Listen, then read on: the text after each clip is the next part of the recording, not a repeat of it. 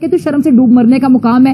جو بڑی سٹوری ہے جو انڈیا سے آ رہی ہے سٹوری انڈیا کے ڈیفنس بجٹ کے حوالے سے رکشا بجٹ کے لیے 6,21,940 کروڑ روپے کا اعلان کیا گیا. دوسری بات یہ ہے کہ میرے خیال میں کہ جو ہم لوگ ہر وقت فیئر کرتے تھے ایک لحاظ سے. آپ کو بتائیں کہ امریکہ اور چین کے بعد بھارت کا دفاعی بجٹ سب سے زیادہ ہے. مہنگائی اوپر سے اوپر جا رہی ہے, غریب تو غریب, مڈل کلاس کے چولہے بھی ٹھنڈے ہو رہے ہیں. انڈیا نے اپنا ڈیفنس بجٹ بڑھایا ہے تو پاکستانیوں کے نزدیک وہ پاکستان کے لیے بڑھایا گیا ہے, چائنا کے لیے بڑھایا گیا ہے, یا اپنی آرمی کو بہتر کرنے کے لیے بڑھایا گیا. جنون کا مظاہرہ کیا جا رہا ہے ہندوستان کی جانب سے. سب کو پتا ہے, آج پوری دنیا اس چیز کو جان گئی ہے کہ اس کے پیچھے کیا مقاصد اور کیا محرکات کیا ہیں. ایسے لوگوں کے لیے جو اپنے آپ کو پاکستانی بتاتے ہیں دوسرے ممالک میں بیٹھ کر, لیکن الفاظ وہ بولتے ہیں دشمن ممالک والے, یا پھر آپ کہہ لیں کہ ایسے الفاظ بولتے ہیں کہ ان کے الفاظ جو ہیں وہ دشمن ممالک کے ہیڈ لائنز بنتی ہیں, ان کی اخباروں کی, ان کی ٹی وی چینلز کی, اور دشمن ممالک شاید کہتے ہوں گے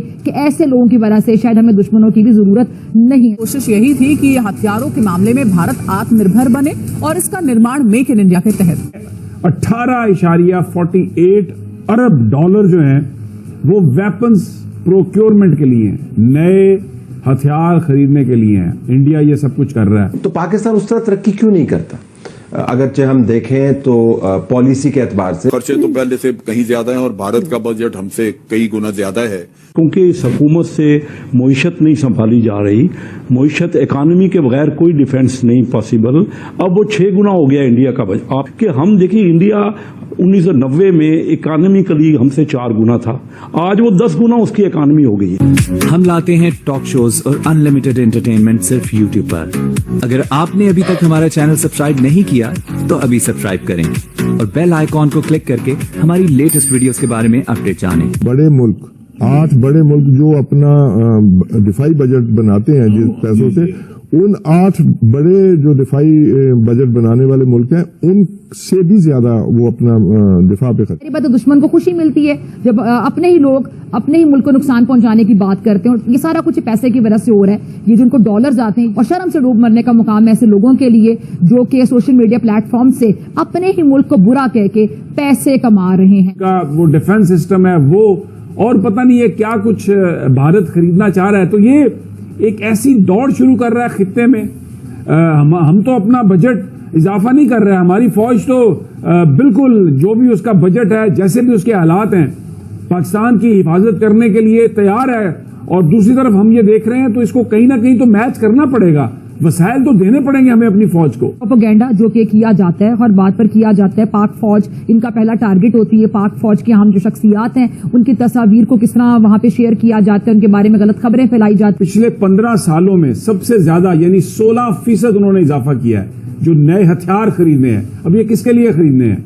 یہ ہمارے لیے خریدنے ہیں نا, اور کس کے لیے خریدنے ہیں؟ کس طرح پاکستان کے خلاف پاکستانی ریاست کے خلاف کس طرح وہاں سے مواد شیئر کیا جاتا تھا, پھر اس مواد کو باقاعدہ جو ٹویٹر ہینڈلز ہیں, جو اکاؤنٹس ہیں, جو کچھ پاکستان میں بھی آپریٹ ہو رہے ہیں, کچھ باہر بھی آپریٹ ہو رہے ہیں, پاکستان سے باہر جو دوسرے ممالک ہیں, غیر ملکی ایجنسیاں بھی ان کو بڑا سپورٹ کر رہی ہیں اس معاملے میں, اور جنہوں نے نام بھی پاکستان سے کمایا, پیسہ بھی پاکستان میں کمایا, عزت بھی پاکستان نے ان کو دی, شہرت بھی دی, لیکن پاکستان سے باہر گئے اور ان ممالک میں بیٹھ کے پاکستان کی فوج پر, پاکستانی ریاست پر کھل کر وہ تنقید کر. جیسے بھارت اپنے ڈیفنس بجٹ میں اضافہ کر رہا ہے, نئے ہتھیار خرید رہا ہے, اس کی وجہ سے جب وہ سب چیزیں انڈکٹ ہو جائیں گی تو پھر اگر پاکستان نے اس فیلڈ میں ہم نے کوئی نئی انویسٹمنٹ نہیں کی, اور اگر ہمیں بھی مقابلے میں جس طرح کہا جا رہا ہے کہ چائنا کے جو J-20 اسٹیلتھ پلینز ہیں ان کو ہم حاصل کرنے کی کوشش کر رہے ہیں, اگر وہ ہمیں نہیں ملیں گے تو پھر ایک پرابلم ہو جائے گی. دشمن کے اہداف کیا ہیں؟ آپ کے دشمن کے 4 اہداف ہیں.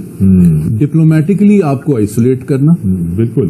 اکنامکلی آپ کو اسٹرینگولیٹ کرنا, پولیٹیکلی آپ کو ڈیسٹیبلائز کرنا, اور ملیٹریلی آپ کو انٹرنلی ایگزاسٹ کرنا. نے اپنی دفاعی صلاحیت اتنی کریڈیبل رکھنی ہے کہ آپ کو ایک رسپانسبل نیوکلیئر پاور کے طور پہ بھی وہ آپ کی ایک ذمہ داری ہے, اور دشمن جو ہے آپ کی, اور یہ بھی ایک ریالٹی ہے کہ اگر آپ براس ٹیکس سے دیکھیں تو 6-7 ایسے کرائسس اس ریجن میں پاکستان انڈیا کے درمیان ہو چکے ہیں جس میں بھارت نے اپنی بالادستی پاکستان پر مسلط کرنے کی بھرپور کوشش.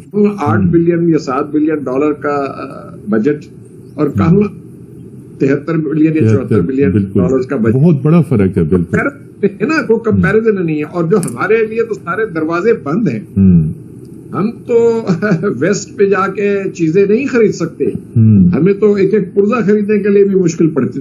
اب پاکستان اس کا کیسے مقابلہ کرے گا, کیا ہوگا, کیسے, یہ پورے کا پورا جو جیو پولیٹیکل انوائرمنٹ ہے, جبکہ انڈیا اس وقت فوکس کر رہا ہے آتم نربھر بھارت پہ. اگلے دن بہرحال میں نے انڈیا کے vice chief of naval staff کو سنا جنہوں نے یہ کہا کہ جو آتم نربھر بھارت ہے اس سے it will take a lot of time to make Indian defence forces autonomous, so we need to immediately buy the military hardware. Pakistan جو بھارت کے ساتھ اپنے تعلقات ہیں اس پہ نظر ثانی کر رہا ہے, اور بہت ممکن ہے کہ کچھ ہی ماہ میں, بلکہ اگلے بہت ہی مستقبل قریب میں آپ یوں سمجھ لیجئے کہ پاکستان بھارت کو ایک نام بھجوائے کہ جی ہم اپنے جو سفارتی تعلقات ہیں ان کو دوبارہ ہائی کمشنر لیول پہ کرنا چاہتے ہیں, اور یہ ہے جی ہمارا نام, جو کہ ہمارے نئے ہائی کمشنر ہوں گے تو آپ کائنڈلی ایگریما دے دیجئے. تو یہ پاکستان ایک پہل کرے گا, لیکن پہل بھارت پاکستان ہی کو لگتا ہے کرنی پڑے گی. اب اس کے کیا ریپرکشنز ہیں, آئی ایم شور حکومت نے سوچ سمجھ کر ہی یہ فیصلہ کر رہی ہوگی, کیونکہ کافی جو خبر ہے گرم ہے اسلام آباد کے سفارتی اور سیاسی حلقوں میں. تو لگتا کچھ یہی ہے کہ حکومت اس سے پہلے کہ تجارت کو باقاعدہ طور پہ بحال کرے, انہوں نے یہی سمجھا کہ پہلے جو سفارتی تعلقات ہیں اس کو پہلے ان کو سفارت سفیر کے لیول پہ لانا چاہیے, جو کہ ہم نے ڈاؤن گریڈ کیے تھے 5 اگست 2019 کے بعد. جیسا کہ آپ جانتے ہیں 7 اگست کو نیشنل سیکیورٹی کمیٹی کی میٹنگ ہوئی تھی, اور اس میں یہ تمام فیصلے کیے گئے تھے کہ ہم اپنے سفارتی تعلقات کو ڈاؤن گریڈ کریں گے اور تجارت بھی ختم کریں گے, سو آن اینڈ سو فورتھ. اس سے پہلے بھی آپ کو یاد ہوگا کہ جب پلوامہ کا واقعہ ہوا تھا 14 فروری 2019 کو, تو اس کے بعد پھر بھارت نے ہمیں ہمارا جو موسٹ فیورڈ نیشن اسٹیٹس تھا وہ ختم کر دیا تھا, اور ہماری جو امپورٹس تھیں پاکستان سے اس پہ تقریباً 200% ڈیوٹیز لگا دی تھی, جس کی وجہ سے ہماری ایکسپورٹس نہ ہونے کے برابر ہیں. ابھی جو فیصلہ ہوا تھا اس وقت بھی کچھ لوگوں نے کہا تھا کہ جی پاکستان اوور ری ایکٹ کر رہا ہے, شاید یہ نہیں کرنا چاہیے تھا, کیونکہ ٹھیک ہے تجارت بھی آپ نے بند کر دی, لیکن ڈپلومیٹک ریلیشنز کو ڈاؤن گریڈ نہیں کرنا چاہیے, کیونکہ بھارت سفراء کا اور ہائی کمشنرز کا موجود ہونا ایک دوسرے کے کیپٹل میں بہتر ہوتا ہے. لائنز آف کمیونیکیشن اوپن رہتی ہیں, اور ایک اگر کوئی ڈیڈ لاک ہو جاتا ہے تو پھر سفیر ہی تھوڑا سا ایکٹیو ہوتے ہیں, ہائی کمشنرز ہی اس ڈیڈ لاک کو توڑنے میں مددگار ثابت ہوتے ہیں. تو یہ نہیں کرنا چاہیے تھا. تو میرے خیال میں اب پاکستان اس حکومت تو یہ آسانی سے کہہ سکتی ہے کہ جی پچھلی حکومت نے اوور ری ایکٹ کیا تھا.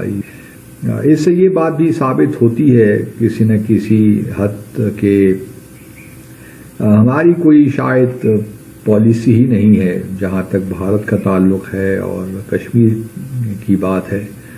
ہمارے ہاں ایک انکوہیرنسی ہے, لیکن ہمارا المیہ یہ ہے کہ ہمارے ہاں کوئی اسٹریٹجک کلیئرٹی نہیں ہے. تو آپ کو یہ ویڈیو کیسا لگا کمنٹ باکس میں ضرور لکھیے. اس ویڈیو کو لائک کیجیے, شیئر کیجیے, سبسکرائب کرنا نہ بھولیے آپ کے چینل EFC.Z کو. تو ملتے ہیں اگلی ویڈیو میں. جے ہند.